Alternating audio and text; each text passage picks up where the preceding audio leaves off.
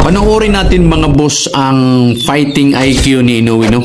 Madalas nagsisit siya ng jab para makapag-initiate siya ng napakalakas na right straight. Yun kasi ang malakas ang data niya. Pero makikita natin dito mga boss, yung style niya ni Nakatani. Ano yan eh, napaka-delikado yung depensa na ganun. Delikadong makalusot yung malakas na right straight ni Inoue. Pero kapag ikumpara natin sa angas ng Pinas, tingnan mo yung depensa ni Casimero. Safe na safe yan eh. O, tingnan mo.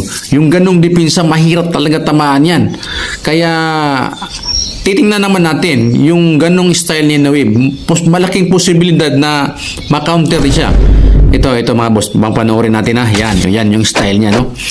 Makikita natin, napaka-open yung mukha niya kapag nag-set siya ng kombinasyon, no?